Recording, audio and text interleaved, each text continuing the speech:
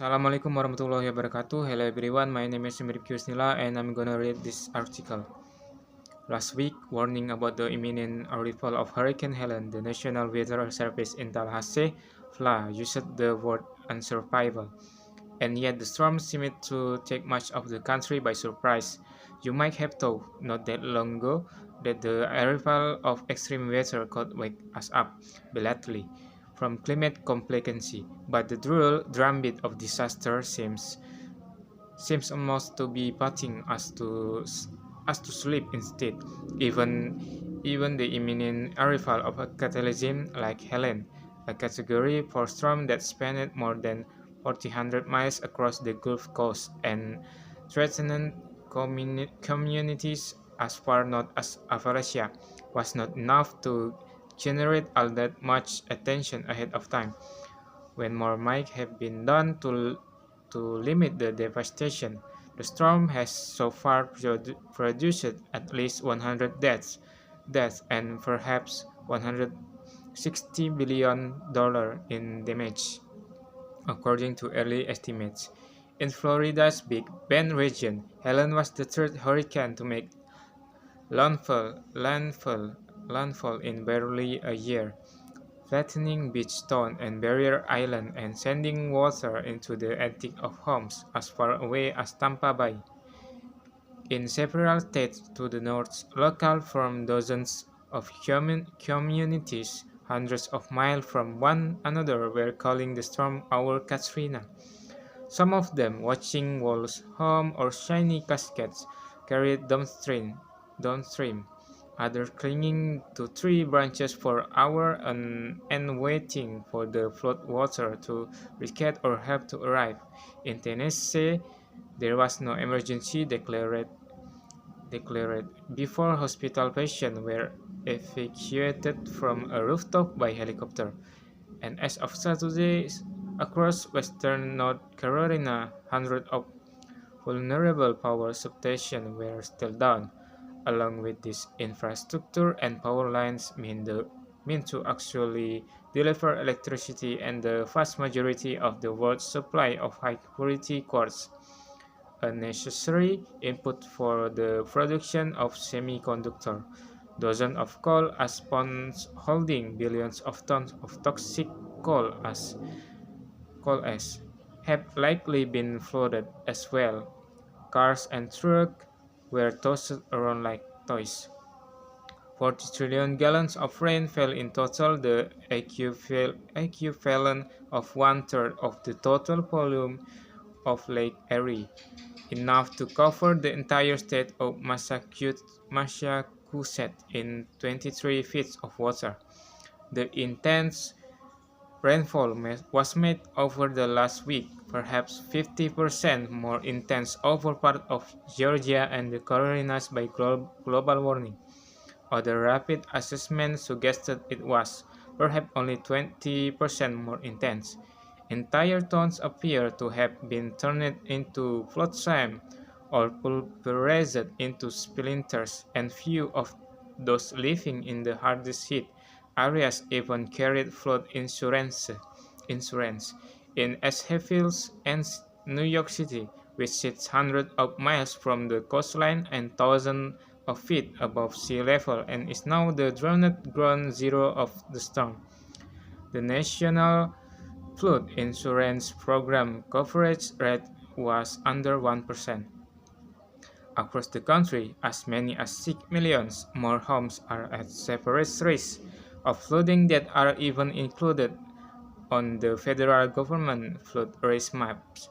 Michael Thomas pointed out in the aftermath of the storm, across Asheville's Boncombe Country, 17 times as many homes and been judged at risk in 100 years flood, even as carried insurance against that risk.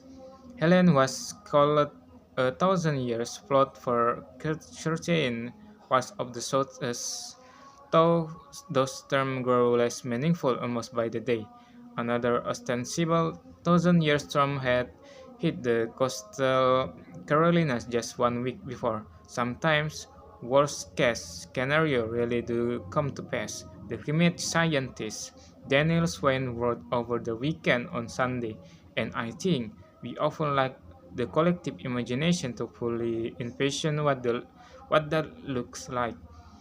What people can do. Justin Gillis and Hal Harpe describe the types of local activism that might be needed, while Saul Griffith points to how Australia saw the way on rooftop solar. Meanwhile, small change at the office might be one good way to cut significant emissions, writes Carlos Gamara. American watching disaster footage from a distance, collapsed bridge and the separate roads, as a field submerged by sludgy brown floodwater. Wondered how hurricanes might produce such devastation.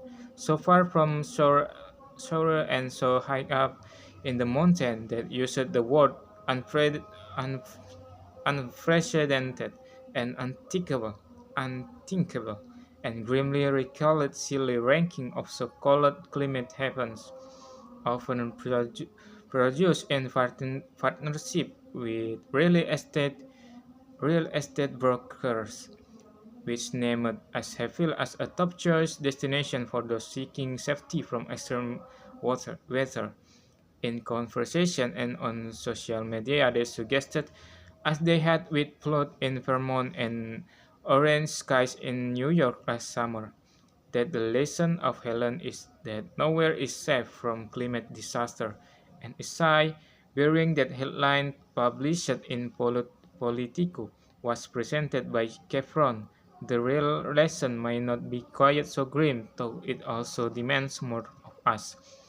To the extent we might enjoy safety and stability in a world ever more pockmarked by climate impact, it won't be because we cause casually circle happens on map, but because we built and designed them ourselves. Helen gave one vision of the future with the storms carrying a whole region and imposing perhaps a decade of recovery, but in truth, as extraordinary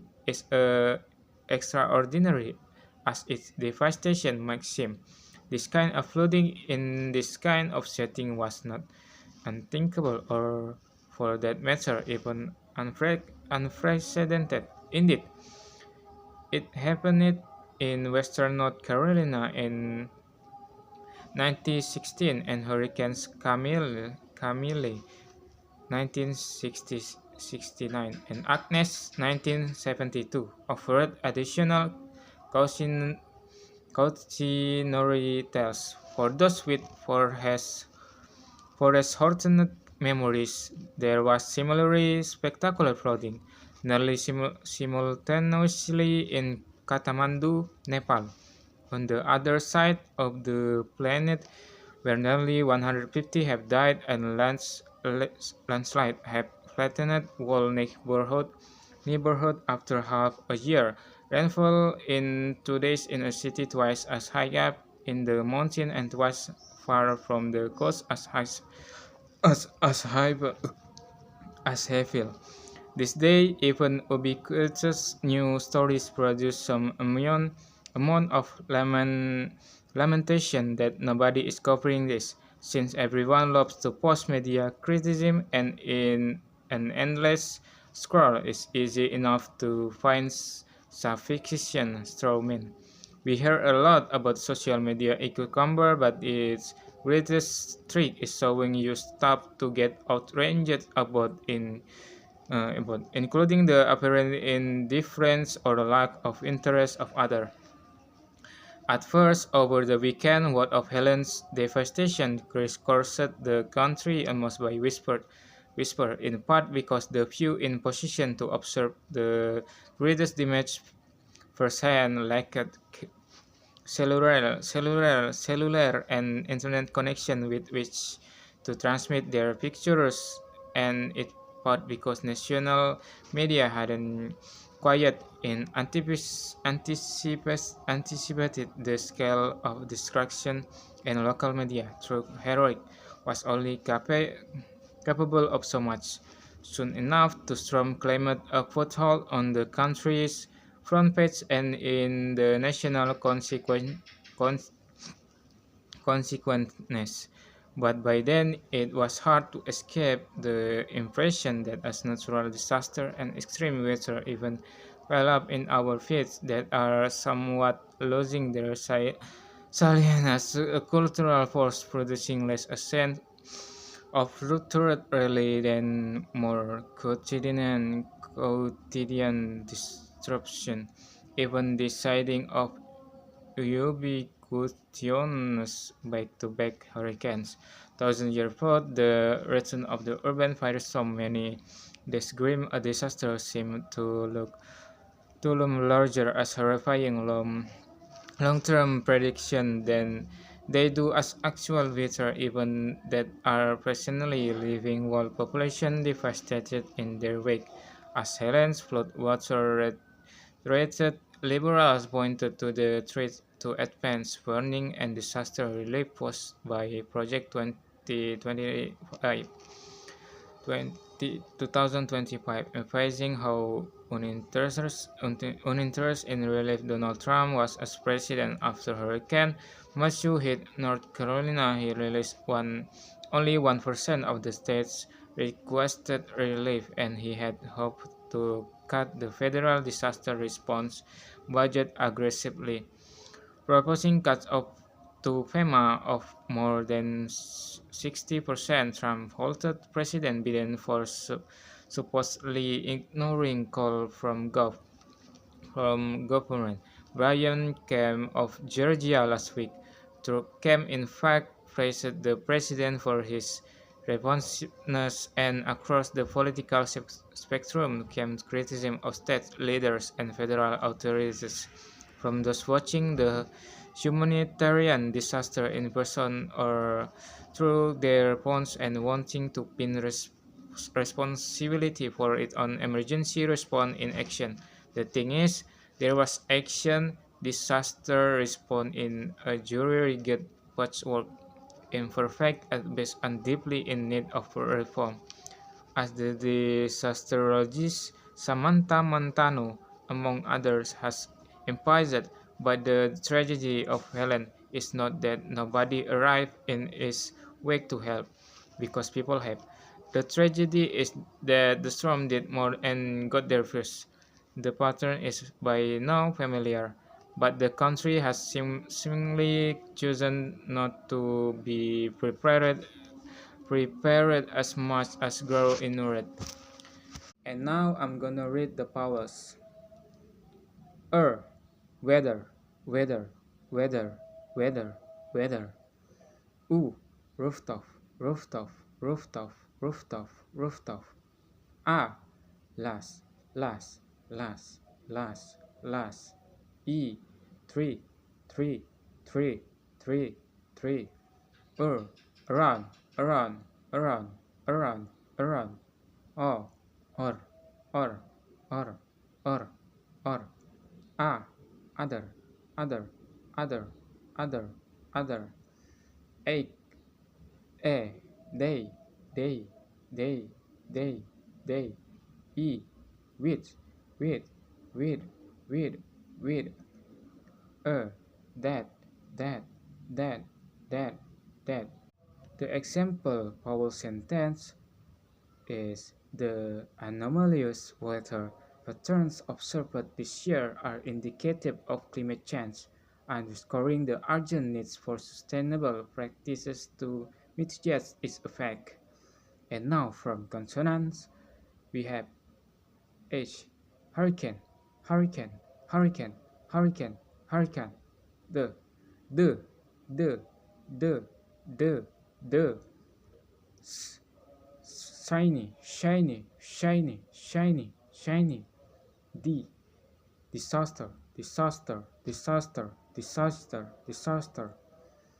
F, imperfect, imperfect, imperfect, imperfect, imperfect.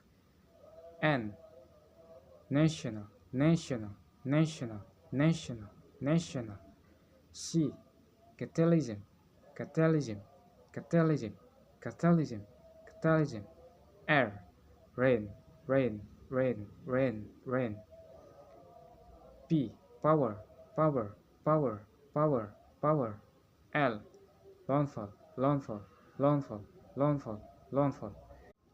And lastly, for example, consonant sentence is the cyclonic storm intensified as it traversed the warm ocean water, gaining momentum and threatening to make landfall as a devastating hurricane. Okay, guys, I think that's all about this practice. Thank you so much for watching and see you.